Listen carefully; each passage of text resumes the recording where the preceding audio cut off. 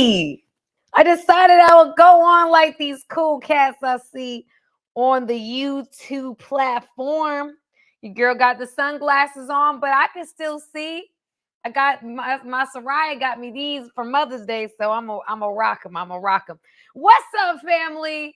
What's up, everybody? Let me go ahead and say hi to some people. We're going to get the party started, okay? So before I do all that, let me see. Make sure you guys are hitting the like button. And again, you guys, tonight is going to be jam-packed. We've got lots of content. You want to stay to the end. I'm going to say that over and over again because we are going to go to some places and spaces, y'all. Look at this as like a master class on the YouTube platform, okay? So anyway, good evening, Thurman. How you doing, Michael? Thank you, Casper Cool Breeze. I'm doing good. I appreciate you. I appreciate you. Let me see, Chris. What's up, Chris? I hope to give you some wisdom tonight. I hope that I do that. That's something I hope. Sonia. Yeah, that's my girl from Power Up, you guys. So what's up, Sonia? Let me see, Casper Cool Breeze still going in. Jason Gates said, I'm glad Sam went poof. Snap a finger, 169,000 subs in a little over 4 months. You better believe it, baby.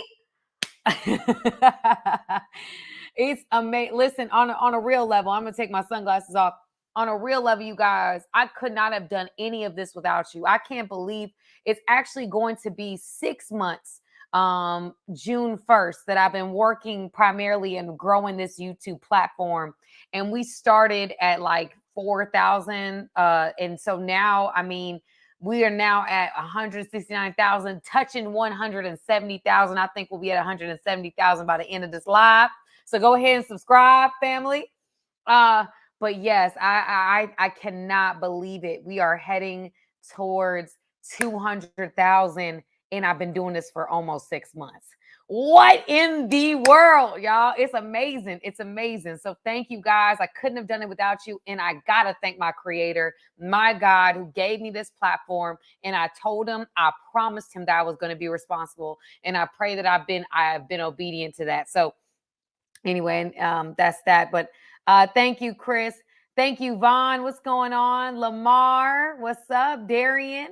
Okay. Hey, beautiful wife listening, but you already know, gotta roll. Okay, Burton Dorval. What's up, Mark? Okay, so guys, tonight we are going to get into it. Okay, we're going to get into it. So I've got some content, and we're going to start off with the main, where we're starting from. Okay, what am I getting from this topic from? Okay, and so I did a post. I posted not too long ago. It's called "Get Ready to Be Shocked." It was a short that I posted. And this short was based upon a thing that Ayanna Vanzant did on The Breakfast Club. I was going to piece out The Breakfast Club, but I was like, that's too long. And I mean, it was about a 43-minute interview. And I was like, let's not even, that's a long time. I want to just get into the meat of the message. Okay. And so here we go. We're going to go over to watch this video. I think I have the right. Okay. So we're going to go get right into it. Here we go. Mm-hmm. So here we go. And we gonna play this again, you guys. If you guys are watching, this is what we're talking about tonight. So I'm gonna go ahead and show you guys what we talking about. Okay, here we go. Because then she can hear. If a woman really understands and knows who she is, she can walk in a room and take control of every man in the room. How she walks, how she sits, how she talks, how she be. We don't know how to be women. We know how to do what women do. He said to a woman, show me your majesty. What's that? Show me your divinity. And who's going to do it? If a woman knew that her greatest power was silence, that's her greatest power. Because then she can hear. If a woman really understands and knows who she is, she can walk in a room and take control of every man in the room. How she walks, how she sits, how she talks, how she be. We don't know how to be women. We know how to do what women do. He said to a woman, show me your majesty. What's that? Show me your divinity. And who's going to do it? If a woman knew that her greatest... I'm going to stop it. I'm not going to play it a third time, but I wanted us to really hear the whole message. So again, she breaks down a couple points in here, and I think it's very, very important for us to break down each point. All right. The first thing that she says, and y'all tell me if my sunglasses, throwing you off. Okay, just tell me that. Tell me my sunglasses throwing you off before I get started. The comments go really fast, but so I see people saying beautiful relax. Okay, so people say nice, that's a message, facts, beautiful, relaxing show. But somebody said yuck. Somebody said yuck. Shot said, can't co-sign that. Okay, so we got some people that don't feel like this is the right message. And I get that. Okay, we all have different perspectives. But the first thing that she says in this clip is that she brings up the power of silence. That's the first thing that she brings up, is the power of silence. That if a woman really understood that her power, she would understand that she don't have to be loud to get attention. She don't have to put on a show to get attention. Her silence, her air, her ability, her aura would command attention. Okay. And I was saying to myself, wow, that's interesting, because I'm going to be transparent with you guys. I'm going to take my glasses off because I'm being transparent with you guys. And I believe you got to look at somebody's eyes to be transparent. I think that there was a time in my life, you guys, where in the time of my life, I mean, it wasn't, that long ago, where I had to understand, for me, that I'm naturally a person that advocates. I'm an advocator. Some of you guys know this, some of you guys don't. But I was one that was going to Capitol Hill. I was marching. I was doing certain things to pass certain rights. I mean, I was just one of those type of women that just felt like I needed that I wanted my voice to be heard. And so in relationships, you guys, I was not the best at like being silent. I mean, that was not my thing. I was not the one who was going to be silent. I wasn't going to allow anybody to run over me. I always felt like if I was quiet, if I was too soft, somebody would take advantage of me. I remember my older brother saying, some people take your kindness for weakness. And he just made me, I just learned a lot of lessons from my brothers, from my mother, of being just strong, right? And not being silent, always having to have my point across, always having something to say. And it wasn't until I really got into a marital setting where I learned, not very quickly, it took me a while, but learned how, like, me fighting to be right, and me getting my point across, and me saying certain things, that I was like, man, I really don't understand. Like, I would be more effective in any argument being quiet, getting away, getting silent, getting clear, instead of reacting off of emotion and saying what I feel in that instance. I would just go. And so then once I started working on really like being quiet, walking away, taking my time, not running into certain things, I realized like it was very powerful, because of course people were used to me just popping off. But me just taking a step back and being quiet, going to my own place, going to my prayer closet, going to a balcony, going on a walk, doing whatever I had to do to kind of get myself together, it would bring the argument to a close so much faster when I did that. And mind you, there was people that were like, well, I still get it. You so peaceful, you so this, you so that. And again, you guys, I am not the one who doesn't pop off. Okay. I am somebody that likes to defend myself. I am somebody that likes to say what I gotta say, and wants to be heard, and advocates. I mean, I'm a social worker. I mean, that's my profession. But I learned very quickly that it did not serve me in all contexts. It did not serve me in all contexts. That being silent, yes, some people are like, oh, well, you being quiet and you're not saying this, and why not? Why are you not doing that? I truly believe, you guys, and I'm going in a different direction, but I truly believe in Romans 12. I learned this, and I'm going to say the verse, okay? Romans 12, 17 through 21. It says, do not seek revenge, okay? It says, as long as it, I mess up this part every time. But as long as it depends upon you, you maintain peace with everyone. It says, in this, leave room for God's wrath. So do not seek revenge, leave room for God's wrath. For it is written, it is mine to avenge, I will repay. That's God saying that. It is mine to revenge, it is mine to avenge, I will repay. Instead, when your enemy's hungry, feed them. When they are thirsty, give them something to drink. In doing this, you heap burning coals on their head. You do not overcome evil by doing evil. You overcome evil by doing good. I memorized this scripture. I was like, I'm not going to meet evil with evil. I'm not going to, I don't always have to respond. I don't always have to defend myself. Why? Because I serve a God. And if I really, truly trust him, and I really, really believe in what he says he's going to do, I also know that he's going to fight for me, because he says over and over and over again that he's a vindicator. He says over and over again that he is going to avenge those that serve him. He says in Isaiah 54:17, no weapon formed against you will prosper. Every voice raised up to accuse you will be silenced. These are the benefits enjoyed by the servants of the Lord. Their vindication comes from me. I, the Lord, have spoken. That's what he's saying, right? And I know I'm going left, but this is the point.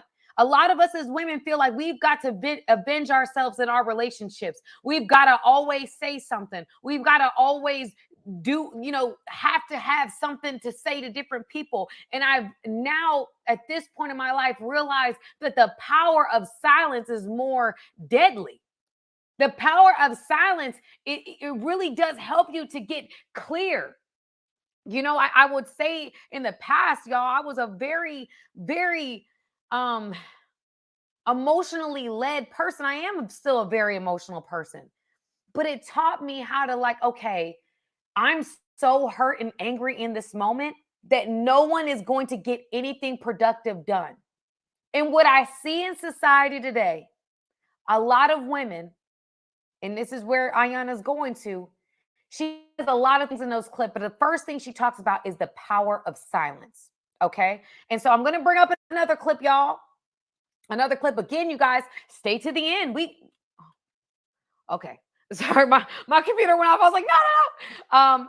But stay to the end, you guys. We got some real good stuff. I got multiple things, but we gonna do this. Okay. So the first thing that she talks about being a woman and what's missing in women in society is the power of silence.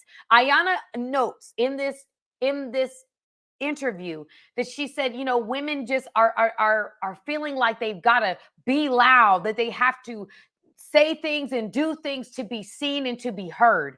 And she was saying there's a power about a woman's presence that is unspoken, that if a woman really understood her essence, if a woman really understood the power of her aura, that she would understand that she doesn't have to be the loudest of the room to command attention.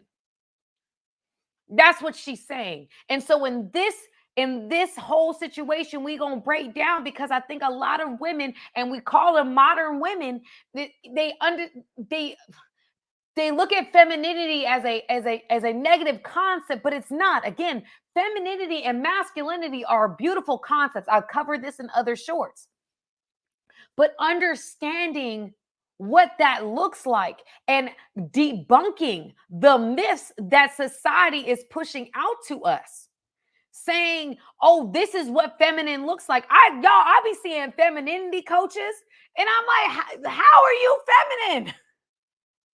This is not feminine. You look pretty, you look feminine, but you are not feminine. And we're going to get into that too. We're going to get into that too, because there's multiple parts of the message that she is breaking down. And so we are going to go into the next clip, you guys. I want to see what you guys think in this next clip, okay? So next clip we've got, all right, we're going to break this down. I want to see what y'all think about this, okay? I want to see what y'all think about this, okay? So here we go. Let's go into the next clip. I'm going to go see, okay, we're going to see this. Okay, here we go, okay. All right, let me see this. And we're going to do this, okay? And I'm actually going to go to one, all right, right here, right over here, okay. All right, you guys. Right with. And let's talk about this. As a woman, we have so many wonderful qualities about us. But one of those wonderful qualities is speaking and sometimes speaking too much. And because we tend to do this, a lot of us women get ourselves in situations that we wish we hadn't gotten into. Yep. As a feminine woman, one of your biggest sources of power is how you use your words and knowing when to speak and how much to speak. Ooh. Feminine silence is not about being secretive, it's about being selective. So I'm going to talk about different situations and scenarios in your life that you may want to think twice about being a little bit more silent. All right, you guys. So she goes into, okay, y'all, what y'all think? Now, what y'all think? If you agree with her in the chat, I want to see a 1 in the chat. I want to see a 1 in the chat. I want to see a 1 in the chat. If you guys agree with what this young lady is putting down, again, I'm going to give you her name, but I want to see a 1 in the chat. If you agree with what she's saying. Oh. Deb agrees. Deb was the first one. Deb was the first one. Okay, she gets a 1. So we seeing a lot of 1s in the chat, y'all. You see the 1s? Okay. So the first thing she says is, which I think is really interesting. Let's break this down a little bit more. So she says this. And woman, one of your biggest sources of power is how you use your words and knowing when to speak and how much to speak. Feminine silence is not about being secretive, it's about being selective. Okay. So that's where I want to stop right there. She says the first thing about women. So going with Ayanna Vanzant. So for everybody that's coming in, Ayanna Vanzant says a woman, the first thing she says, the power of silence, a power of feminine silence. And I was like, what is that, you guys? I don't know. So we brought in, I looked up some clips. I'm going to tell you this young lady's name. She's obviously a YouTuber as well. So I'm going to talk about. So let me actually stop sharing. I'll tell you guys who she is, but her name, let me get out of here. Her name is Dr. Michelle Daff. Dr. Michelle Daff. And so Dr. Michelle Daff has a lot of things about feminine women and femininity. And the first thing that she says is like, listen, there's a power of silence. There's a power of understanding when to speak and when not to speak in relationships. And so she goes into in relationships and marriages, and then there's a third context, but she goes over how a woman's silence can be exercised in these relationships. So again, her name is Dr. Michelle Dapp, and so she goes into that. But I didn't want to go into the whole video, okay? But what I did want to point out was this. She says that it's not about being secretive, but it is about being selective.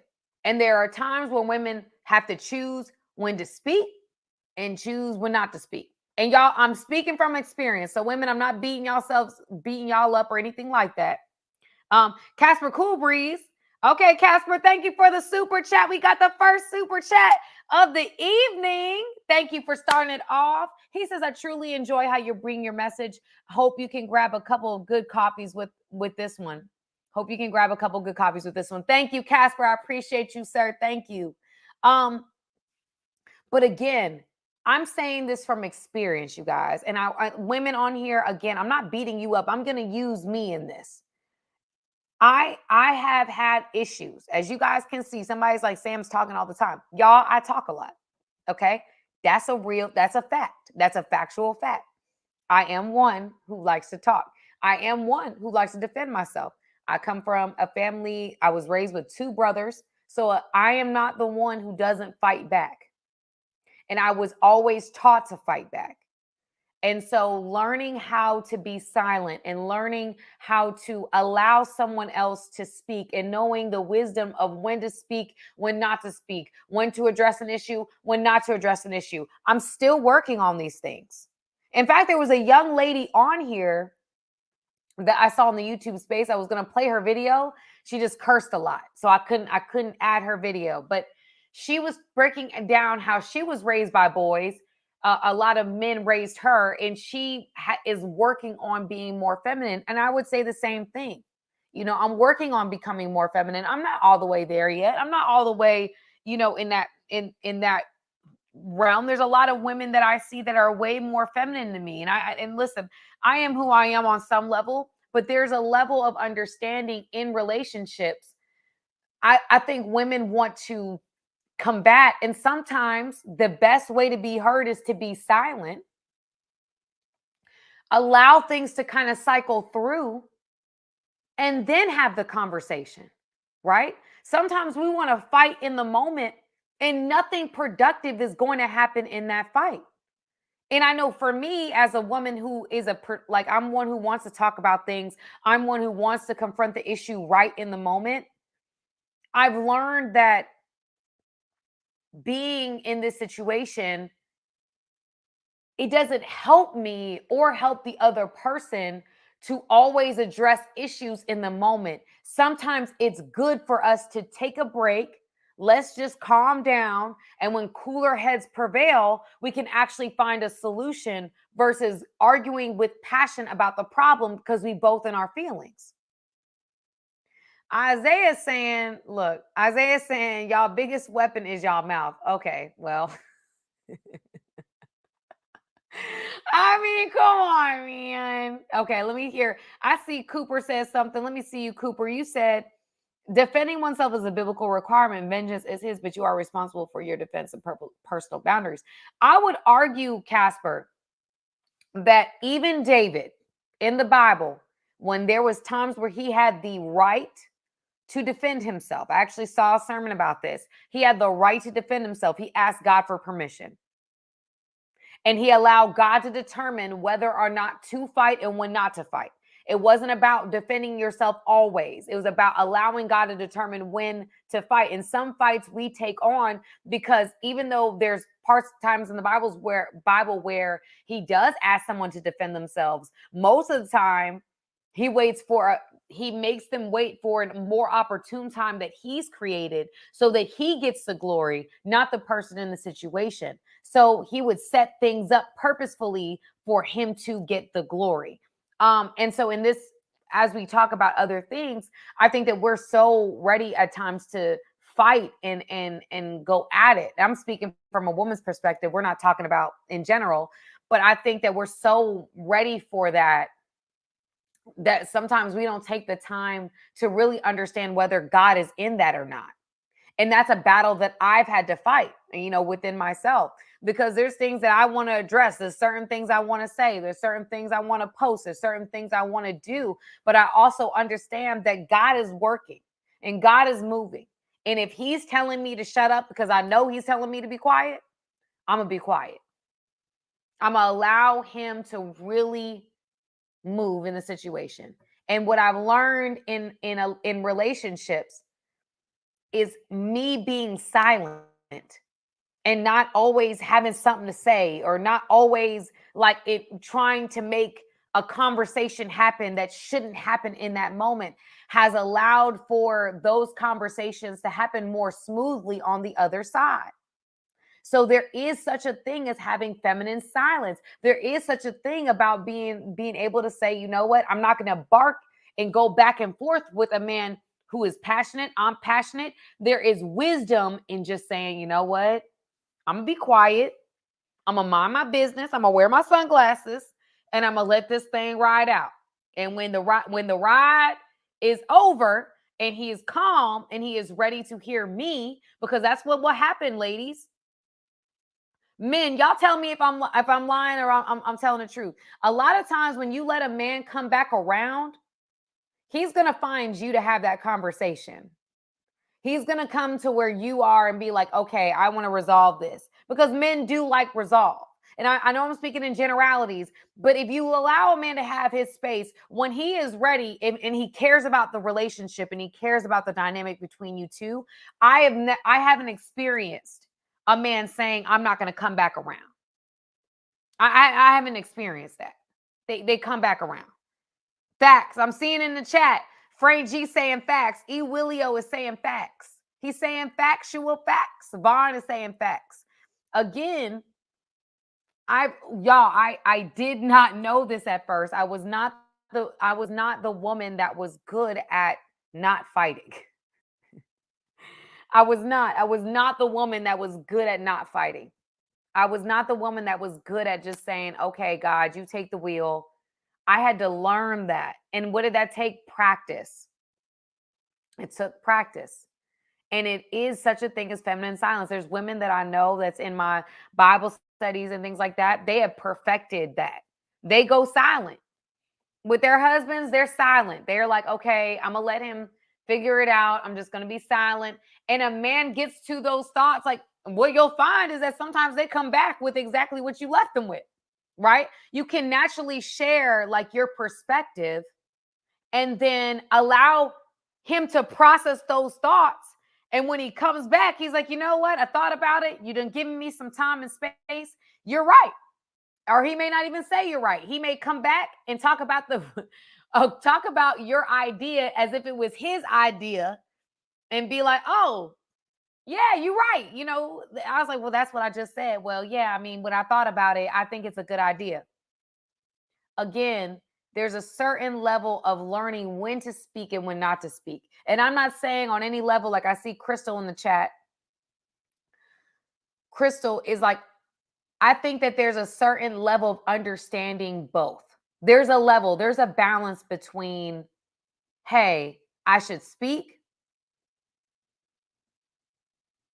Oh, okay. I should times where you can speak. I saw seeing somebody going off. I'm like, oh, okay, Ronald. Thank you, Ronald, for you got my back. Okay, thank you. But times when to speak and times when not to speak. And I think that there are women that don't speak enough.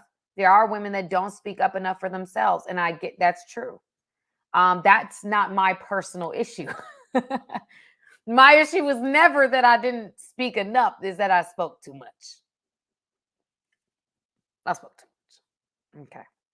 All right, you guys. So that was the first part of the situation. So I think we've kind of gotten clear. Will you guys tell me in the chat, is there anything that I'm missing about feminine silence that you guys want to clear up, that you guys want to talk about? Crystal Brooks, absolutely. I've been a people pleaser as well, where I would suppress my needs for the needs of someone else. And I've had to say, no, Lord, you above everything else, but I'm not going to allow myself to put people on a pedestal and put me beneath. I'm not doing that. So then Thurman says, I respect a woman's silence, but too many want to dominate a man's peace. Okay. And I think that y'all, as I'm reading conversations more and more, I'm seeing that a lot of men, when they talk about relationships, I saw a couple clips. You guys know that every day I kind of look for clips and different things to present to you guys, to post and things of that nature. And I saw a guy having a with a woman, and he's saying to her, she's like, so what do y'all think? What do you want a woman to bring to the table? Y'all be talking about you want women to bring things to the table. What do you want to bring to the table? What do you want to bring to the table? What do you want women to bring to the table? And he says, okay, calm down. Men prioritize peace. Men prioritize peace. They want a woman that brings peace to their table. Y'all, I have found that in every single situation when I hear from men. I'm actually going to play our next clip again. Do not get off the live, y'all. We are getting into this, okay? Because there's a lot of different things, but a lot of men, for the ladies on here, that prioritize peace. Listen, they prioritize peace. They want to feel desired as well, but they prioritize peace over that. They want peace. They want you to bring peace to their table. They want you to bring that. And listen, I've been guilty of not. I have definitely been guilty of not being peaceful. All right. So that is something that I have had to work on. I've had to pray about. This is your girl being honest with you. I have not been peaceful. And that's because I didn't have peace. I didn't have peace to give peace. I didn't have inner peace within myself in order for me to overflow with giving someone else peace. It took me time. It took me energy. It took therapy. It took a lot of Jesus for me to learn how to be peaceful with anyone, because I didn't have peace. Sammy was an agent of chaos. You ain't never lied. Isaiah, I let you slide with that one, but that was true. You can't, Rodney, come on, facts. Can't give what you don't have. And Crystal, when I was dealing with certain things in my life,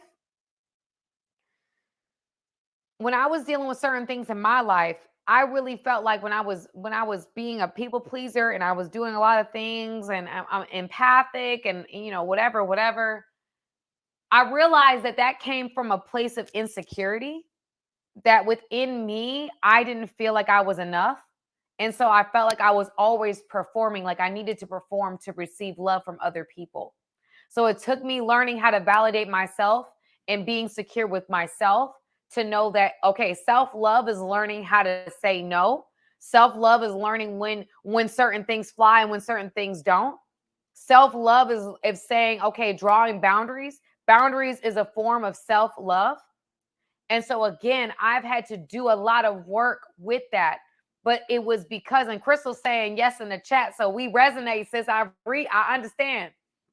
It really does come down to loving yourself enough to say, because here's the thing, we talk about this all the time, you guys.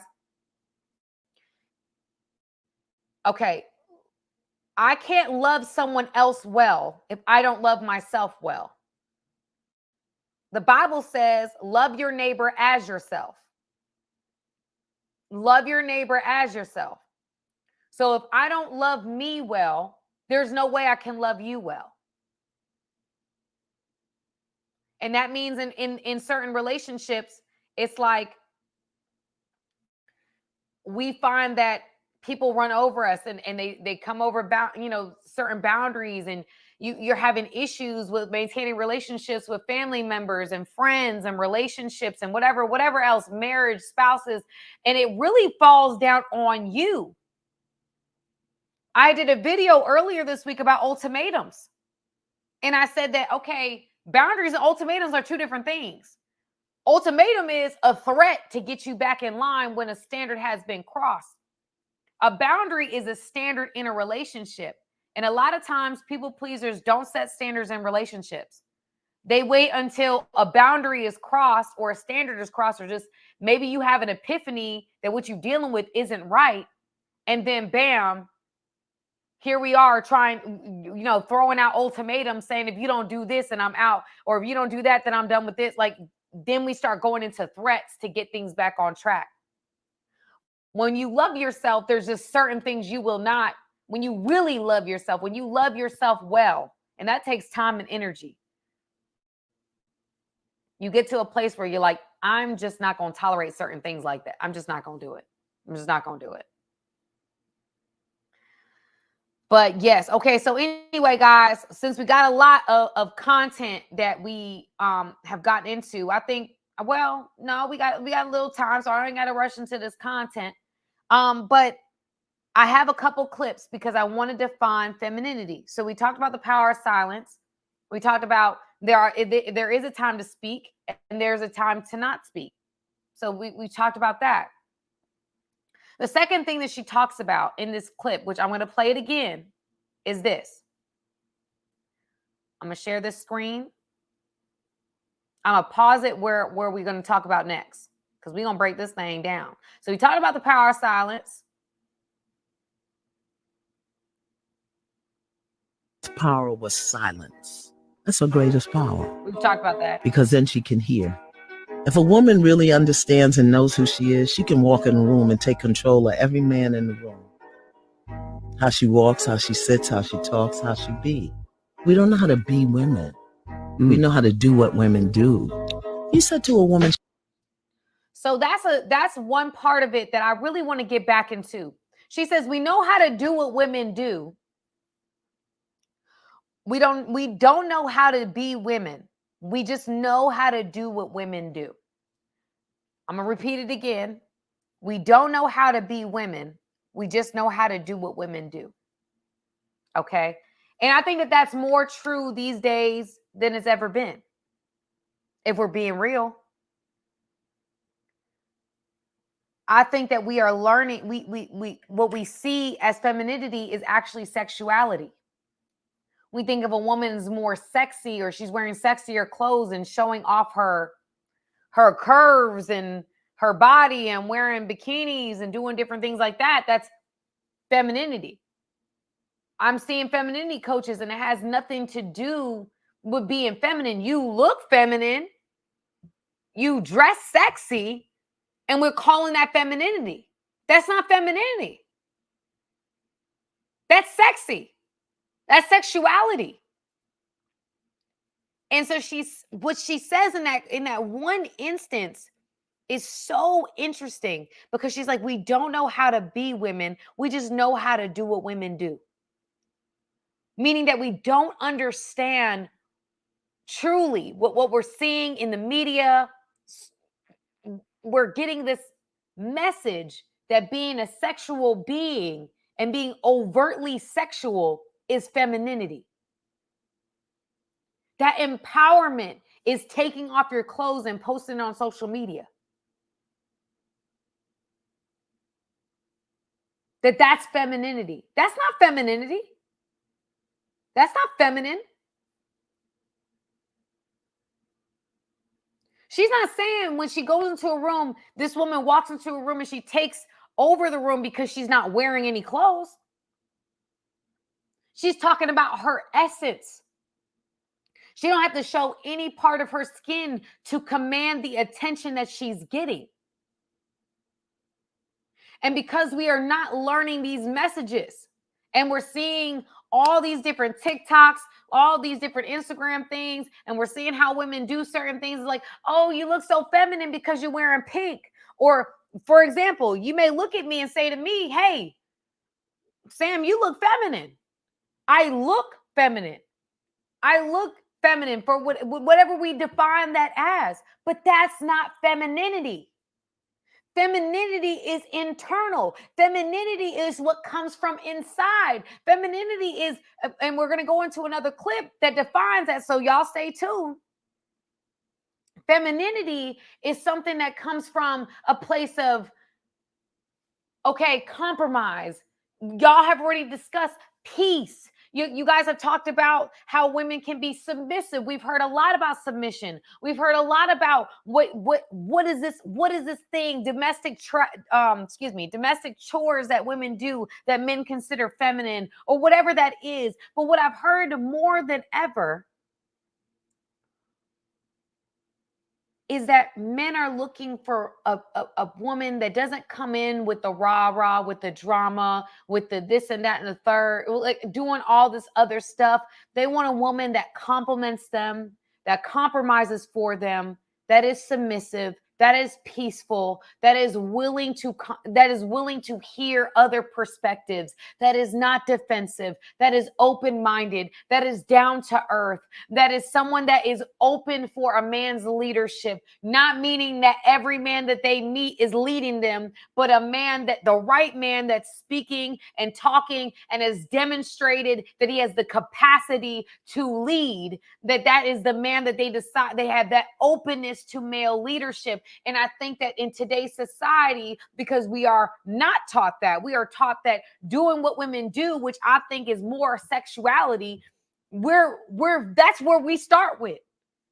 Oh, well, you know what? I've heard women say, oh, well, I mean, he could, he should do this for me and blah, blah, blah, blah, blah, because if he only knew what was between my legs.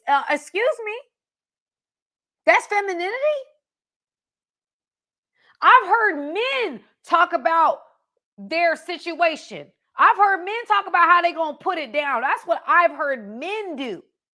When women do it, that's not femininity. When women do it, that's not saying, oh, look, I'm going to treat you right as a woman. That just says when we get into the bedroom, I'm going to put it down. How is that femininity? And that is unfortunately what we're seeing on the media, and we're making it okay. Look, do what you want to do. If that's how you want to live your life that way. And I'm cool with that. Everybody has their right to choices, but at least you are going to have informed consent about how you decide to move forward. You're not going to move forward not knowing what that looks like. You're not going to move forward saying, oh, this is me being in my divine femininity. No, that's not divine femininity, girl. That's sexuality. That's not you being feminine. That's not you being in your soft life. You hear what I'm saying? So I think that that's where we getting lost, is that we're getting lost in feminine being seen as sexual or sexuality, or femininity looking like something versus actually being something. Because I see women that say that they are feminine and femininity coaches and things like that. You look feminine. And here's the thing. Here's the thing, you guys. You can look feminine all day long. That's not like a choice, right? So you guys may look at me and say, oh, Sam, you look super feminine, you know, blah, blah, blah, blah, blah. Some of y'all might say I don't look feminine. That's fine too. But either way, I can say I look feminine, right? Whatever you think looks feminine. Ultimately, a lot of what you think looks feminine may not be much of a choice, right? Let's say I have a shape. Let's say I'm a Coke bottle shape. God gave me that. God gave me that. That doesn't make me feminine. That just means that God created me in a way that may be more appealing to what a man may identify as looking more feminine or looking more fertile. But that's not femininity. That's not femininity.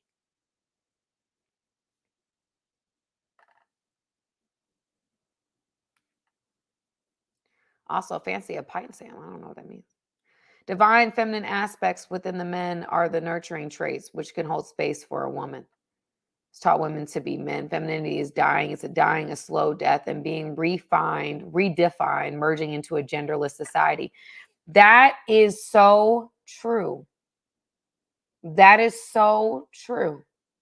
That we are now merging into a genderless society where the beauty of masculinity and the beauty of femininity is being tainted because we're both trying to be like each other.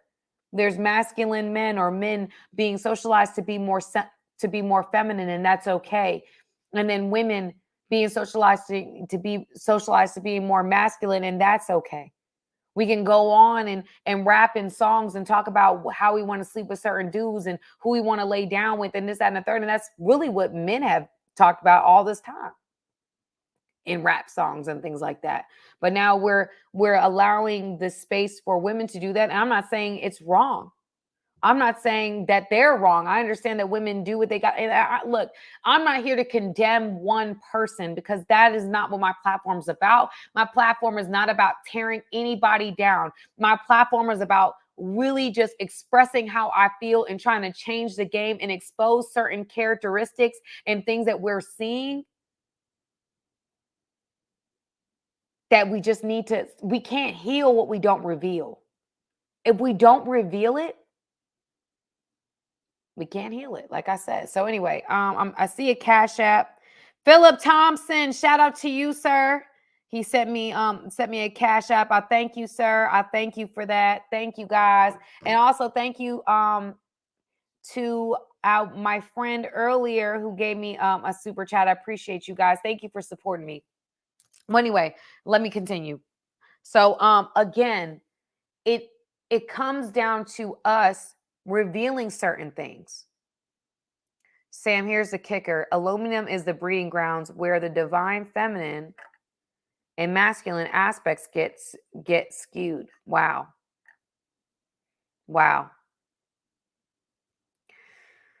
Again, we have to, I've always said this to people, and I'm going to continue to say it no matter what platform they put me on.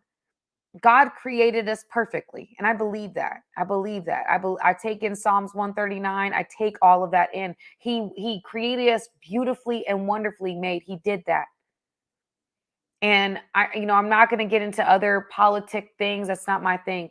What I'm saying here is that if we spent more time appreciating our differences than trying to match the energy and being angry about certain aspects of us that are different. Like when I hear women saying, well, men can do it. Well, men can sleep with a lot of women and that's not looked at as a certain way. Well, it's like, it's not about what men can do versus women.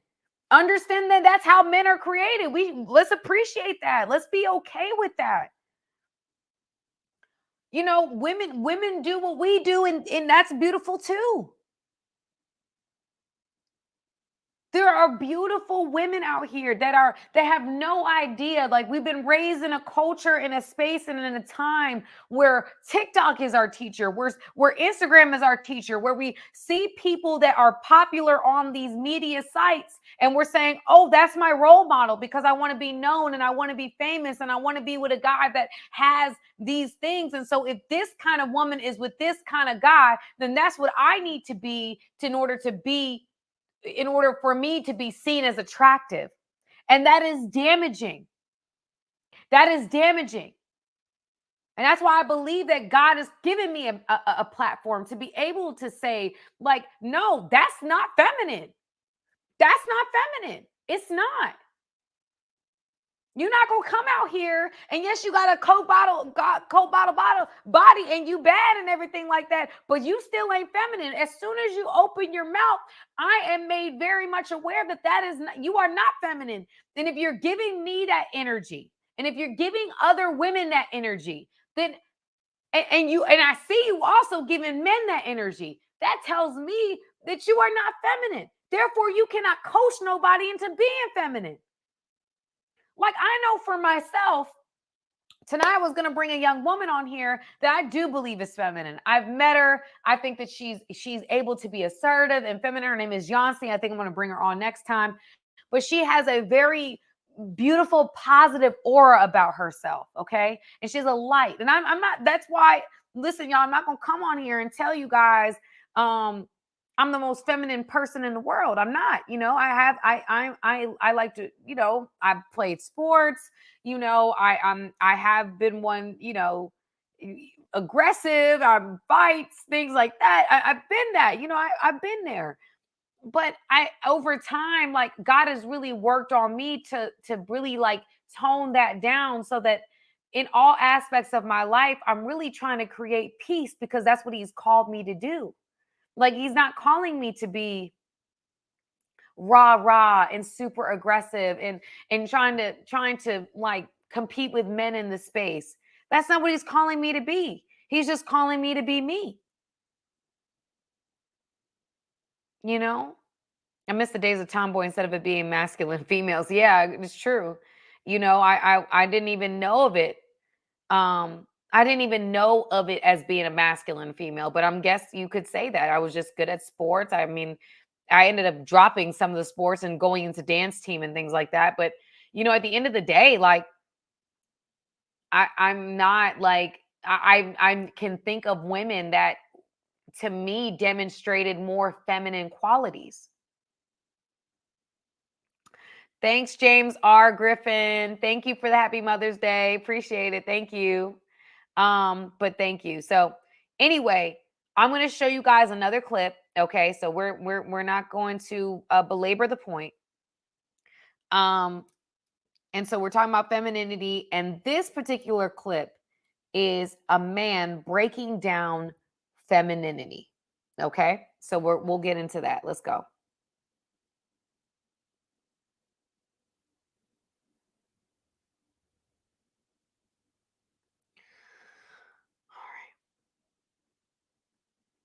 All right, I'm going to go down and men. When a man is viewing you as too masculine, you have to understand that independent nature, it creates a rigidness. All right, it doesn't create a softness. All right, it's very difficult to be so independent and be able to successfully, consistently walk in your femininity. All right, they kind of conflict with each other. In a relationship, you're extremely capable of being feminine. All right, or if you feel like you can trust the guy, you feel like you can be feminine. He just needs to show up the right way. But I have not seen a man who is in love with a woman who does not want to pour into her. And therefore, it's not that that man does not, again, value the independence, is that he wants to see a balance. When a man is viewing you as too masculine, I'm playing you again, have to understand that independent nature, it creates a rigidness. All right, it doesn't create a softness. All right, it's very difficult to be so independent and be able to successfully, consistently walk in your femininity. All right. They kind of conflict with each other. In a relationship, you're extremely capable of being feminine. All right. Or if you feel like you can trust the guy, you feel like you can be feminine. He just needs to show up the right way. But I have not seen a man who's in love with a woman who does not want to pour into her. And therefore, it's not that that man does not, again, value the independence, is that he wants to see a balance. When a man is Okay. So, guys, he says that men are wanting to see a balance, that he's talking about how some women can present themselves and things like that. He also has another clip where he talks about if you come across within your masculine energy, that a lot of men will not see you as a viable partner if they see you as a sexual object, like someone to have sex with, essentially. And so if someone is, and I'm going to read some comments. I know that I missed some things looking at that clip. So Marcus, what's going on, sir? Thank you for the super chat. Are you coming on cruise season? No. Yeah. Cruise season be coming on late, y'all. Cruise season come on at like 10:45. I'm going to come back. I don't know if I'm going to come back tonight, but I am going to come back to cruise season. I had a lot of fun with you guys the last time I went.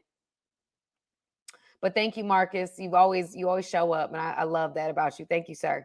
So again, Sloan says, okay, a woman who has had a dominant mother and a docile father is likely to be dominant and controlling. Wow, Sloan. Okay, Sloan. So here's what's so funny about that. My mom is very dominant. My father is more like, I guess, docile, you could say, but he's much more, he's humble, he's soft, he's kind, he's loving, he's nurturing. My mom is very dominant. She's aggressive. She's very much a go-getter. She's strong. And so absolutely, this is true, y'all. I was raised by a mom who was very, very strong. I would not be who I am today without her. And it's not easy to fix that. It's not easy to fix that. So Sloan, you are speaking facts, because I think that with the rise of more single mothers who have had to step up and who have had to play both roles and have this, they are more, more dominant. And then let's say the father isn't present or has a very small presence, you do have women who are more dominant and controlling. And that is not, if you don't have this self-awareness, like, because again, I don't know if you guys were like raised by the same generation, but you can't tell, I couldn't tell my mama she was wrong. There was no way that I was going to have that conversation with her. Like, it was like, okay, I wasn't going to tell her at that point in my life that, no, mom, like what I see today with kids, they're like, no, mom, you're wrong. Like, this is an injustice. Like, you shouldn't be, like, I didn't have those kind of conversations with my mom. Okay. My mom is Caribbean and Hispanic. She was not the one to be out here negotiating what you think is right or what you think are your rights. Okay. So that's number one. And being in that type of household, I did become more dominant, or I can become more dominant, but I am attracted to more dominant men. That's something about me that I learned in therapy, y'all. That's free. I like strong and dominant and opinionated men. I'm very much into that type of thing. I'm not into men that are softer. Because there are aspects of me that are soft because my mom was very much dominant. She took care of us in that way. So I was used to a woman, or not a woman, but a caregiver of mine handling a lot of different things because she was just going to handle it. That's just her nature. And so I do look for men that are more dominant and have more like that presence.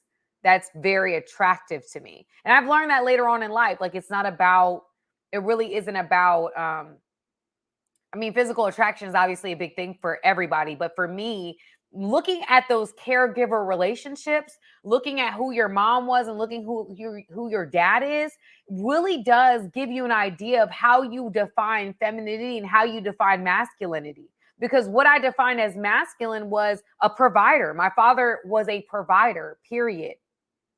You know, he was extremely loving, extremely caring. He was always there for me. There was never a time where I could call him in the middle of the night. My dad was going to show up. Like, I have a very present father. I have an awesome stepdad. And my mom was a fighter. My mom was aggressive. My mom would take anybody on. My mom was a disciplinarian. My mom was that. And so, yeah, it's definitely something that you have to look into as a woman as you get into, like, the first time I looked into it really was when I got married. That's me being real with y'all. I really didn't understand how certain aspects of myself played out until that time, you know, and that's just me being real. Yeah, dominant women going to be feminine with a masculine man. King of Hearts, to your point, it's true. It's true. It's true.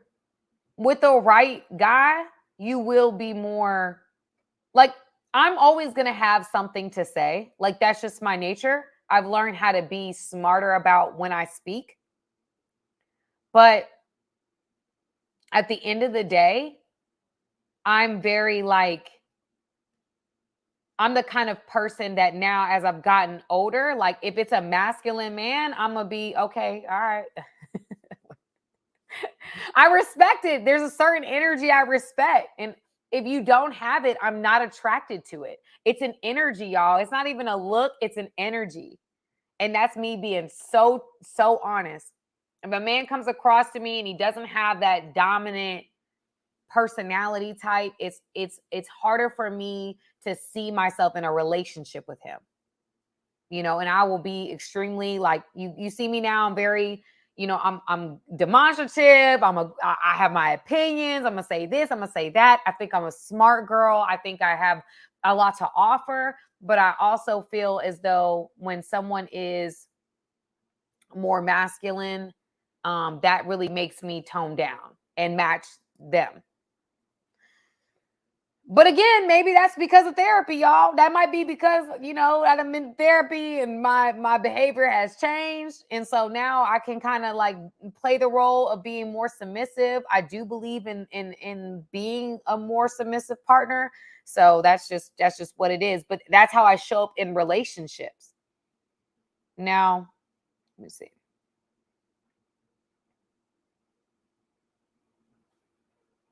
So what's not true, Rudy Anthony? What's not true, sir? What's not true?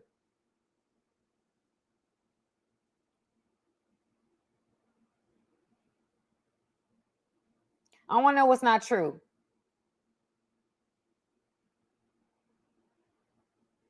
Okay, time is a true judge in any relationship. 7 years, 14 years, 21 years, or a lifetime. So why'd you use sevens, me art move? Like, why sevens? Is it sevens? Is there something with sevens? My father was quiet and aggressive. My mom. So Shark Tank, this is how my stepdad is. My stepdad is a more of a quiet guy, but my mom, no. There's a point where you just don't do it. Don't do it. Leave it alone. So it was like, he's the kind of guy, military man, Navy. There was a certain point. I wasn't around when my parents, you know, I was around, but I was very, very young when my parents were together and then split apart. But seeing her with my stepdad, she knows she knows enough. Like, okay, no, I'm not going to push. I'm not going to go any further. I heard you mention you're a better version of yourself. It was great. You have to go through to get through. Thank you. The relationship itches every 7 years. Wow. I didn't know that. And Crystal, to your point, yes, a narcissist, whether it's a female or a male, will send you to therapy very quickly. Very much so. Yes, they will. And it takes time.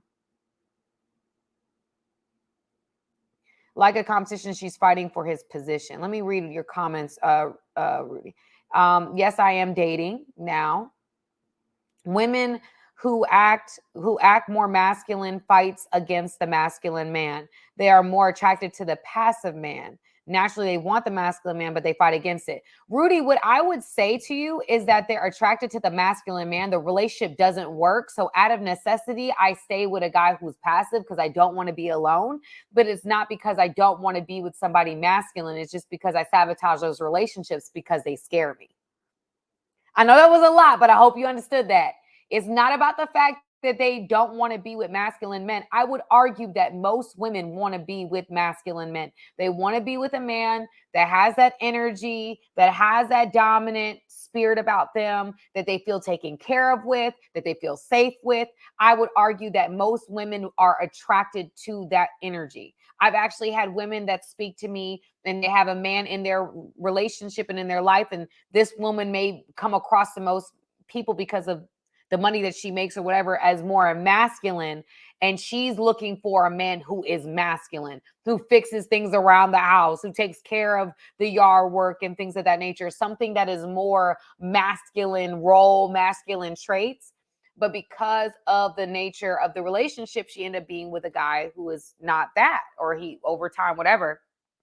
And I say all of that to say that what she's looking for or what she desired was a masculine man. But because of her nature, and I'm not saying this about her because that's probably not true for her, but I'm saying for women in general, because of your nature, right? Most men that are masculine, I'm going to ask y'all right now, most men that are masculine ain't going to tolerate too much aggressive, combative, non-peaceful relationship with a woman. I'm going to argue that that's probably the truth. That men are only going to tolerate so much. How would y'all think? I want to see in the chat. Is that true or false? If it's true, say number one. If it's false, number two. We got some masculine men in here. I just want to know. Number one, is it true that you are not going to tolerate as much? So a woman who has more masculine traits, you know, just for, so to speak, aggressive, combative, competitive, all these different things, that woman wouldn't last in relationship with you because of who you are. Not because she don't want to be with you. It's because of the simple fact you ain't about to tolerate some of that stuff. Okay? So let me see. Cole, and I'm seeing a lot of truths. I'm seeing a lot of truths. Rudy, you agree? Good. Okay, cool. So I think that that's the case, y'all. And I think a lot of women, because of the fact that we are not learning what femininity is, to bring it back down to the point, because we are not learning what it is. We know what it looks like, and we know what women, quote unquote, do. Right. And that's what women do, is like, we go out on dates, we act pretty, and we do our little pretty thing, and we sleep with men, and we know what we're doing in the bedroom or whatever. And we call that femininity, and that is not femininity. And because we do not know how to be feminine, and because we do not know how to treat the men that we are in relationships with, because we think that, oh, what's attracted to them is what's attractive to us. So we got a lot of money, a man would be attracted to us. But here's the thing. If a man is attracted to you because you have a lot of money, right? If a man is attracted to you because you have a lot of money, that's probably not the man that you want to be with.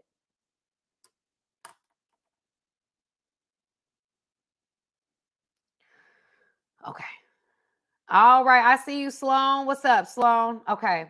Since you are speaking personal, I would say you are feminine. I've seen 20 of your videos and you have an attractive personality, but it's clear that you need to be with a powerful man, a docile man. You might eat him alive. Ah, Sloan, you've read me so well. How? You've read me so well. It's true. A guy that is more on the softer side or whatever would absolutely, that wouldn't work too well. I'm gonna keep this comment up, Sloan, because you is speaking pure facts, and I can't even take it down. A1 Matrix, I don't think you're a simp. Chris Lee, I don't think you're a simp.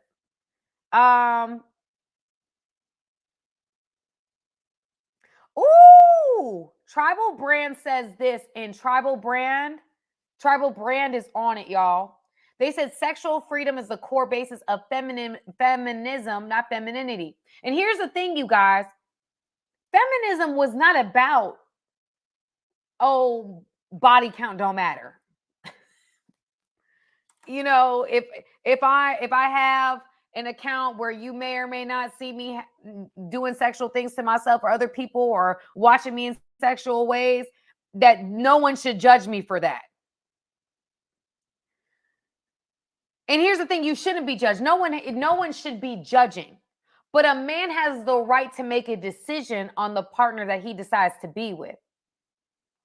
But feminism, or what modern day feminism has become, is that, hey, I shouldn't have consequences, or I shouldn't suffer the consequences of how people see me. Which, again, you guys, we cannot legalize perception. Perception is perception. You can't put a law on, oh, you can't think this about a person. You can't do that. You can't control someone's thoughts. You can only control behavior. And so what I find is that a lot of women are like, well, I don't want to be seen, or I want to normalize SLUT, or I want to normalize being called these names, and I'm going to accept it and wear it on like a badge. And it's like, no, that's not feminism. That's not feminism. Not in my opinion. Feminism was equal rights. Like, if I go to school and I do the same amount of work as a man, I should not get paid less because I'm a woman. Okay, that's what I was fighting for. I was fighting for safe harbor laws, where we're talking about, young women that were being sex trafficked and they're on the streets, and you pick them up and they're 12 years old. They shouldn't be charged like an adult for prostitution because they're a 12 or 14-year-old, and they obviously didn't choose this. Okay? Those are feminism topics, but that's not what we're dealing with now. Feminism has taken a whole new form, where it's like, I should be able to do exactly what a man does, and no one should say anything to me. And I should be able to, men should be attracted to me still. They should not, I should not be looked at differently. I should be seen as the same quality as somebody that's not like it's like, okay, we want to be seen the same way that men are seen as being attractive. I hope that makes sense. I hope you guys are following me. But like, I want it because I bring money to the table, because I'm gonna, whatever, I look good, or whatever this is, all these different qualities that make men attractive. Women are saying, well, that should make me attractive too. And that just doesn't, we're different. Then if we stop trying to compete and just start appreciating the differences, we'll be okay. Because then it's like, when it's convenient, we want a man to be a man. When it's convenient, we want a woman to be a woman. And again, you guys, I like to be, well, thank you, Sloan. I appreciate your comment. And you read me like a book. But again, I think that what we have to really understand is that even there's men out here. The world is teaching women to be masculine, and women are lost and confused. I agree, Marcus. Thank you for the comment. I agree. I think that the world is teaching women to become more masculine. And therefore, women don't know because when we get on lives, which today we are not going to leave this live and not know what feminine is. Okay. As we approach our next couple videos, guys, stay to the end, y'all. Stay to the end, because we are going to have an operationally defined feminine. We are going to do that on this live. It's not just feminine. What is feminine? So, guys, what is femininity? We've already talked about what femininity is not. We've talked about an aspect of what it is. We talked about that feminine silence, the power of feminine silence, knowing when to speak, knowing when to listen, things of that nature. I think that's wise for everybody to know when to speak and when to listen. But I think with women, I think that, we can kind of shut men down with, especially our husbands, the people that we're with, by being overly combative and defensive. Okay. So that's a tip. Just, I know as I'm in relationship and as when I get married again, cause your girl get married again. And I'm fighting to make it work forever. I will have mastered learning the art of silence and knowing when to speak, being selective, not secretive, those aspects of things. Cause I truly believe I've seen it with my own eyes in my marriage and, relationship I'm in now. I've seen how that works really well, and so that's just where I'm at with that. So, I want to define feminine. Okay, so guys in the chat, let's define feminine. I don't want you cannot define a word with the word. Okay, so I've asked men on lives what's feminine, and they'll say feminine is a feminine woman. Okay, that's not an answer. I want to know what is feminine. Please define feminine. Y'all know the super chats I'll see much quicker than these other the chats go by fast. But I want to define femininity right now. What does that look like for you?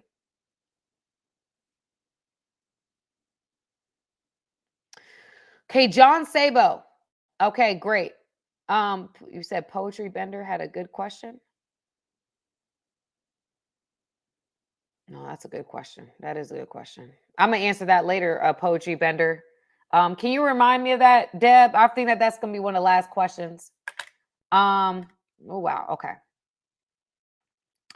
Feminine, John Sabo says feminine is to conduct themselves with class, respect, and morals. Okay, I like that. Sophie Naomi, thank you, girl. Is it possible to master it? Yet 15, yes, and still learning. I think that you can master it. I think that you can master it. I believe that anything you put your energy into, if you really put the right energy into it, we can master it. I believe that there is hope. Poetry Blender. I don't think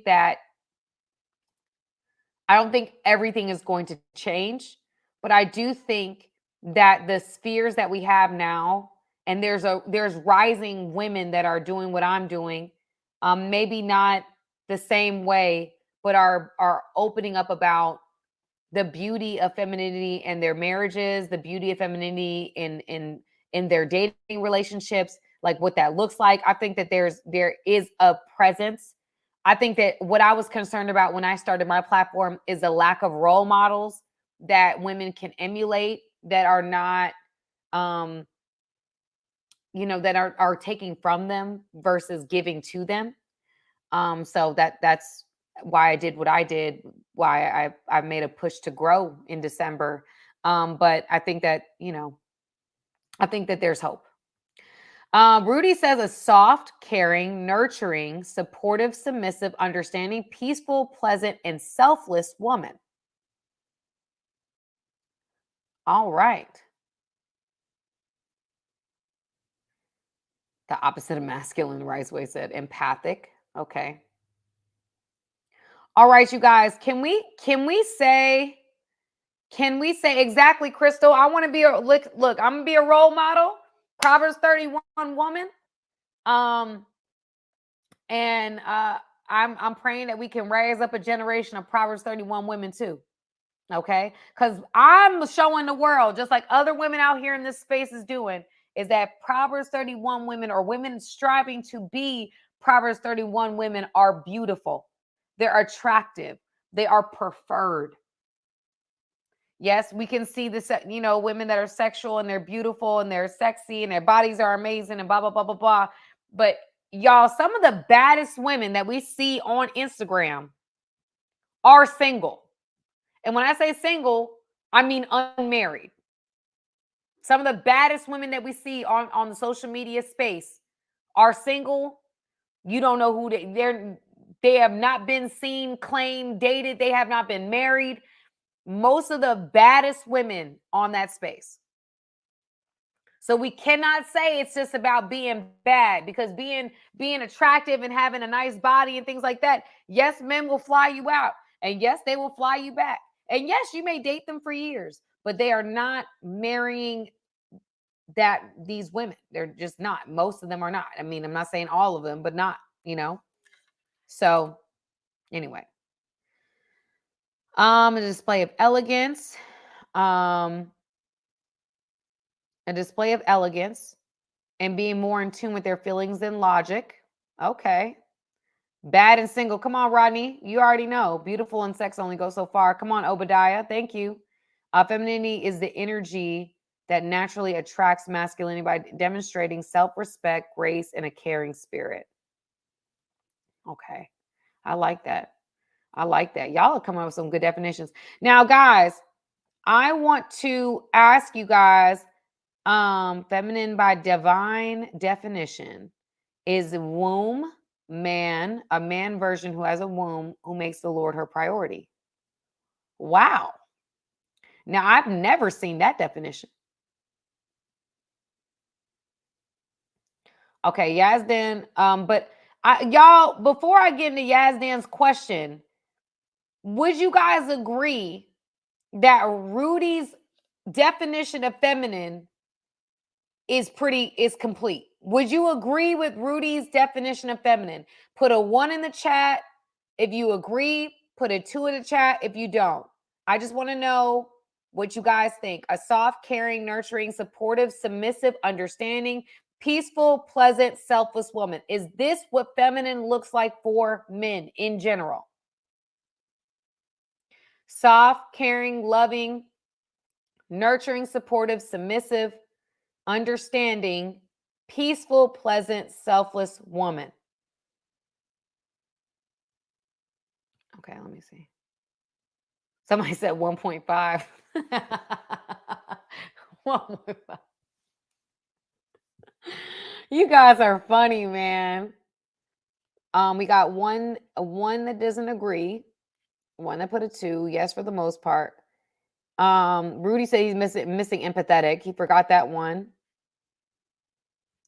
They don't want to slow down yet. They stuck in hot girl summer mode. So if this is the case, you guys, then this is what I'm going to write this down. This is going to be my next video, because this is what is not being shared. This is what we're not talking about. You look up femininity videos and they're not saying this. They're not saying what it is. They're saying feminine, feminine, feminine. And women are like, what is feminine? What does that mean? What does that look like to you? And I don't think that we are hearing what that looks like. So I'm actually going to make this into a video, because I think that these are great. This is a great understanding from men about what it looks like to men. And I think that we as women try to define feminine for men, which is why we talk about our physical appearance, because we know that we are valued a lot because of how we look. But you can see the baddest women in the world, they not married, or they haven't never been married. They have never, at the end of the day, or what we see on the internet anyway. We don't know everything, right? But at the end of the day, we're not seeing those women being attached to a man long term. When I say long term, I mean married forever. No. So,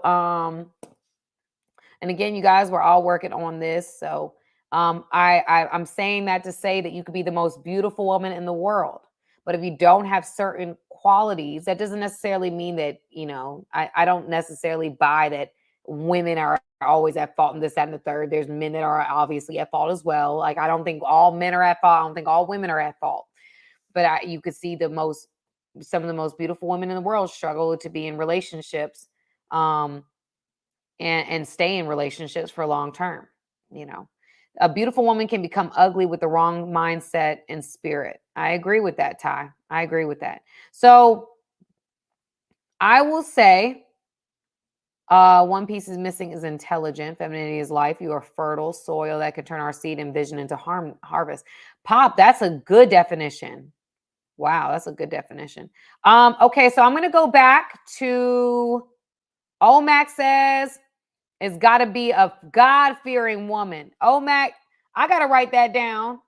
All right. God-fearing woman must also be a God-fearing woman. I think, guys, we don't really think enough about God-fearing because maybe some of us are not spiritual, or, you guys don't identify with a religion. I understand that.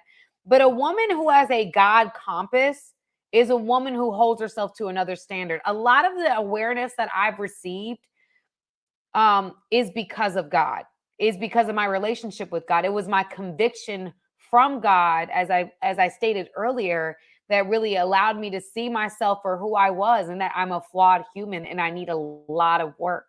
And it opened me up to receive the help that I needed to become more feminine, and to not so much be so like trying to protect myself, but trusting God to protect me, which had me play a more submissive role in my relationships, because I'm not trusting me to get myself out. I'm trusting God to do that. I'm not trusting me to weed the right people in and the right people out. I'm trusting God to do that. So I think that's helped me in those roles. Orlando Boyd says the book of Esther is the role model for women and men to learn a great deal. What, when, and most importantly, why to use words in a relationship will ultimately will impact the kingdom. I'm hearing life on this platform. Y'all, Esther, just so for people that don't know, Esther was a young woman, a beautiful woman that was a Jewish woman. And the king started looking for a wife because his wife was acting up. I'm not going to say all that, but his wife was acting up. She was a beautiful woman. And he basically said, you didn't come out when I wanted you to come out, so I'm going to need you to go. So he started looking for another woman to replace that woman. And they found Esther. Esther was beautiful, and she had that sauce. There's a lot of beautiful women that they submitted to the king, but when Esther came out, he chose her. And so from that perspective, from that time, they put her through all these different things, a year of cleansing and getting herself prepared to be queen. She became queen. And then at some point, her uncle Mordecai, who raised her, ended up saying, he started helping things out. He had dreams. He ended up saving the king's life, so on and so forth. They started, at some point, one of the king's higher ups decided that he was going to kill off all the Jews. They didn't know Esther was actually a Jew.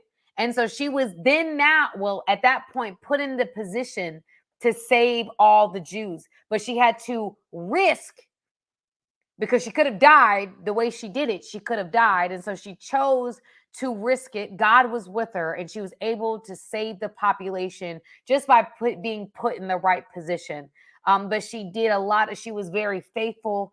She stayed faithful to her family. She was humble. She was beautiful, as it says. She was what I've talked about: productive, hardworking, understanding, empathic. She was all of those things. She was the Proverbs 31 woman who ended up saving all of the Jews.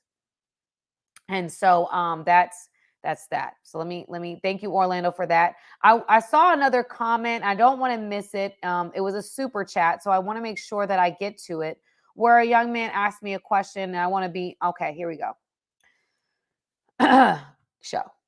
Should a guy take his woman back if she held hands with someone else for comfort? Wouldn't it be considered cheating if she cried on another man's shoulder? Here's the thing with cheating, y'all. Cheating is what you think it is, okay? But these standards should be set at the beginning of a relationship. Let's be very clear, okay? We should say this is cheating. Like I've said in the past in my relationships, like you talking to somebody else in a way that is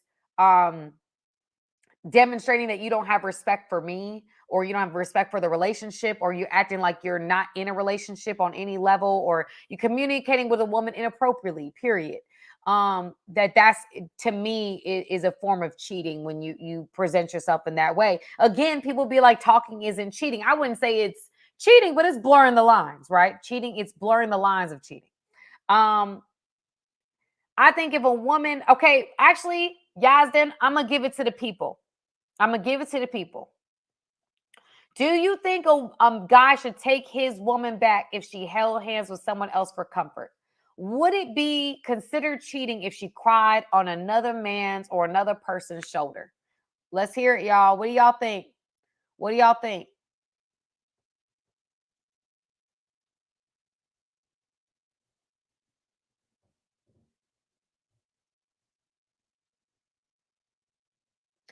Rudy says she violated, bro. She gotta go. She not your wife. She gotta go. SMH. Emotional relations, Crystal says. Women seem to think that submitting to a man is a bad thing. God's order is set. God over Christ, Christ over man, men over women, women over children. Thank you, Wolf, for that. I agree. Deb is emotional cheating. Says it's emotional cheating. Does a high power job. Okay. Soulfully Naomi, I'll get to that in a second. Unless you're a swinger, that's cheating. Cheating is not just infidelity. Me Art Move says no. So Me Art Move says it's not cheating. Obadiah says it is cheating. No, it's a dub for her, bro. Link, I'm not gonna cry to a female friend. She cried on another man's shoulder. It's cheating. Where were you, brother? If it goes there, I think something else has happened. Amen. Order. Cheating is too vague. Men and women, okay. Is it a pattern, one-time thing? Is she sorry about doing it? Adultery is only spiritual grounds for divorce. Here's the thing. I think that I think it's inappropriate. Would I call it cheating? I don't know if I would call it cheating because she didn't like sleep with the guy. She didn't, she looked to another man for comfort. I don't know if I would call that cheating. I think it's inappropriate. So it depends on where you stand with it. I know that that's not popular opinion. I think a lot of men would be like, no, I think it's definitely inappropriate. And I think it's definitely blurring the lines, but she's not having, we don't know if she's having any like intent to be with this guy. If it was anything more than just, I needed emotion, I needed comfort, whatever. I don't know if I call that, I call it inappropriate. I don't know if I call it like full on cheating because she's not like, I look at emotional cheating as like expressing attraction, interest, like moving into a relationship with that person. Like that's what I look at emotional cheating. I don't know. I think it's disrespectful. I think it's inappropriate. I don't know if I would call it cheating though. Like I think it's because she didn't like sleep with the guy. She didn't kiss the guy. She cried. She cried on his shoulder. I mean, I can, that could just be innocent. That didn't have to, that's not like romantic. She's not like romantically with another dude. She did something inappropriate. She should not ever do that again. I don't think that's unfixable. I think that's where you set a boundary. Like, this is not okay. I don't like this. This is not what that you need to be doing in the future. I don't know if it's grounds for like completely ending the relationship because I don't know. Who knows what the situation is, right? We don't have a lot of context. Like, let's say something happened with her family. Let's say a sudden loss or grief, or, there's a lot of things that could have happened that maybe that inappropriate behavior happened, but it wasn't like a consistent thing. It just was in the moment and she was distraught. I think it's fixable. I don't know, guys. I might be wrong. But okay, so y'all, we got to stay to the end, y'all, because I answered a question because I wanted to, I saw the super chat. I want to make sure we did that. Thank you, Obadiah. I appreciate you, sir, for the Cash App. I appreciate you. Thank you so much. Thank you so much. Appreciate you. So we got one more piece of content. So y'all, listen to me, stay on to the end, because this is probably the most important part of this entire live. Okay. We only got a little bit more to go. This is the master class. And so I need y'all to go ahead and stay likes in the chat. I see a super sticker by Me Art Move. Thank you. But we are going to talk about this. They still talking about it. They said, what? So she's still conscious of her actions. Okay. Yasmin, you're going to find a lot of answers in this chat. Omac says, it depends on the situation. If you are not there, she just broke down and doesn't know him. If this is someone that has shown an interest in her, then this is wrong. Okay. Omac says it's wrong. If this is somebody she done had a situation, then she's like, nah, this is wrong. This is wrong. If this is a guy who's expressed interest in her. And I agree with that, Omac.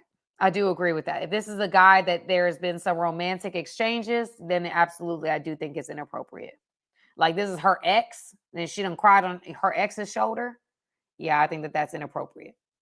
I definitely think that goes into cheating for me, because then it's like, okay, then that's like a romantic. I'm sowing comfort. I'm getting comfort from my ex-boyfriend or something. Like that's inappropriate. Okay. Philip, thank you for the Cash App, Philip. I appreciate you, sir. And he says, for keep bringing good content. Thank you, thank you, thank you. I appreciate you. All right, you guys. So the last piece of content I think is very important is breaking down what toxic femininity is. Is there such a thing as toxic femininity? Okay, so let's talk about it. Do y'all think there is such a thing as toxic femininity? Put a 1 in the chat if it is, put a 2 in the chat if you think no. Yes, if there's toxic femininity, no, if there's not, if there's no such thing. Okay, so I just want to see, is there such a thing as toxic femininity? 1 in the chat, 2 in the chat. I just want to see what y'all think. Oh, yes.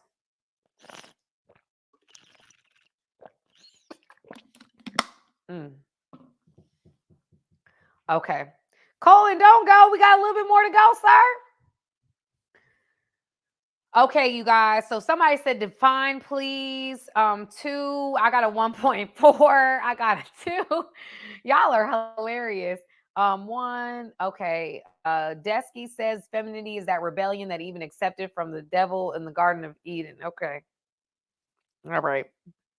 Yes. Okay. Okay. I've had a woman use me for emotional cheating. Wow. Maximilian says, listen, I've been used in emotional ways. Heck yeah, 1. Soulfully Naomi says, please explain.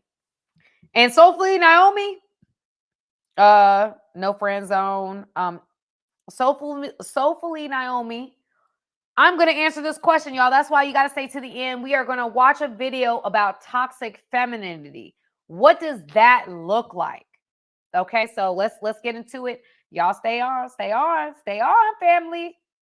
We're going to go watch this video. This is probably more important than me establishing femininity, is exposing toxic femininity. And I just want to know if you guys agree or disagree. That's what I want to know. So we're about to play a clip. It's a young woman who is going to define this term for us. Okay. What is toxic femininity? I want to know if you guys agree or disagree. Let's get into it. Okay. Let's get into it, family. I want to know if you guys agree or disagree. Okay. So here we go. Ooh, ooh. Okay. Let me go back. Let me pause it. Okay.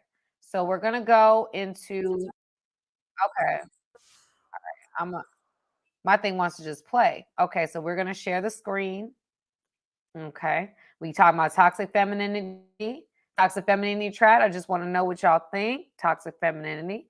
It's called Toxic Femininity: The Downfall of Our Society. Mm-mm-mm. Okay, so I'm gonna go back and go up. Since our society only chooses to focus on toxic masculinity, I'm here to provide you with my list of the top toxic femininity traits. Utter disdain for men. These are the women that categorize all men with the stereotypical toxic masculinity traits. Just because someone has a Y chromosome does not mean that their only intention is to sleep with you, cheat on you, or traumatize you with their uncontrollable aggression and anti-feminist behavior. Always trying to outman men. Same women who want to be equal to men also pray for the downfall of men. Amazing how that works. Ladies, if you spend your entire life trying to prove to men that you can be better than them, you'll attract none of them and kickstart the extinction of the human race. No accountability. Ooh. Toxic women bask in oppression and victimhood. It's their go-to excuse whenever they're confronted with irrational behavior. Ooh, if a woman instantly rationalizes her actions with her oppression, you're fighting a losing battle. Inflated egos. These are the women that have literally no respect for themselves, but feel that because they're a woman, they deserve a Wall Street billionaire with a purity ring who agrees with literally everything they say. Since our society only chooses to focus on toxic Woo-wee! Y'all saw that? Y'all saw that? Woo! I wasn't ready, y'all. I wasn't ready. I wasn't ready for her. I wasn't ready for her. Whoo! Jeez Louise. Y'all need to buckle y'all seatbelt with this one. I only watched like a part of it, y'all, but she done went in. Yes, girl. I was like, woo.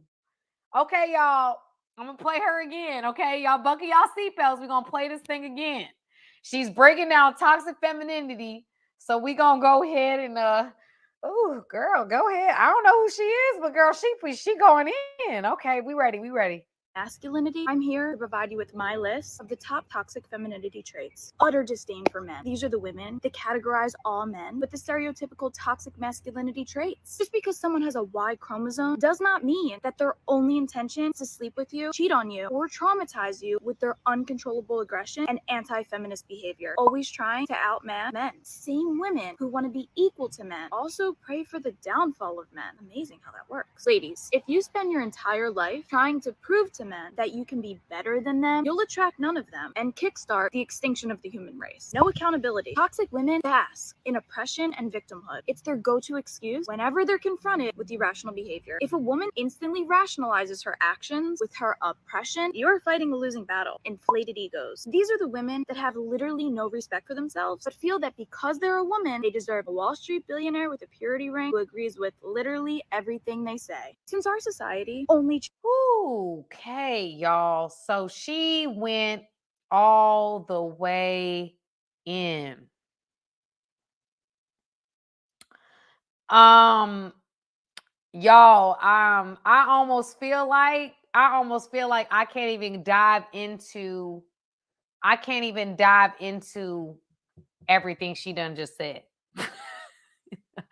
I feel like we already over time, y'all. I don't know who she is, but I may need to post that, and I may need to do the topic with her. I need to do that. I need to find who she is.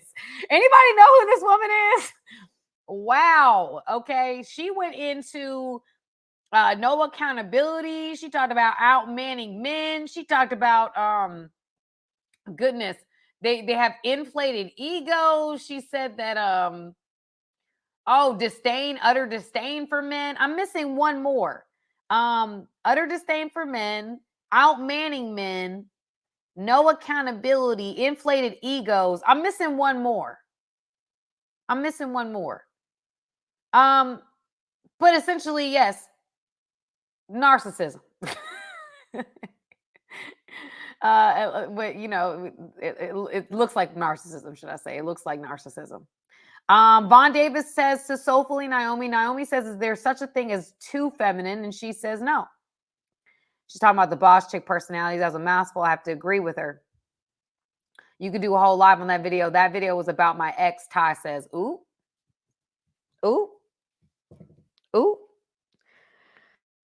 Well, you guys, I think I might have to do the next live about that. And I think we should go into masculine energy and masculine. I think that's going to be my next couple lives. We're going to talk about toxic femininity, masculine energy, and then toxic masculinity, if that's such a thing. And so at the end of the day, guys, we can stay to the end, y'all. There's some really important stuff. But I again, we're doing these lives every Wednesday. I want to know what you guys think. I want to know what you feel. I want to know what you want me to do. I want to know what you want me to talk about. So please comment below. Again, in addition to that, like, subscribe, put on the notification bell. Y'all know I'm going live every Wednesday at 7 p.m. Eastern Standard Time. So make sure you hit that notification bell. And last but not least, there's a link that you guys have to click, okay? You'll be a part of my email list. I am doing appearances. I am a part of different things. I want you guys to know about everything moving in my world. So go ahead, hit the email list. And you guys can also get my free book as a gift. I reached 100,000 subscribers in a very short amount of time, and that is my gift to you guys. It's the secret of the high value woman. And so I want you guys to have that from me to you. Anyway, guys, I love you guys. We hit it with a bang. We hit it with a banger that we are going to start with next week. So, yeah, y'all, go ahead. Send me some content. Send me what y'all think. All right. I love you guys. Have a great evening, and I will see you guys next week. All right, family. Bye-bye.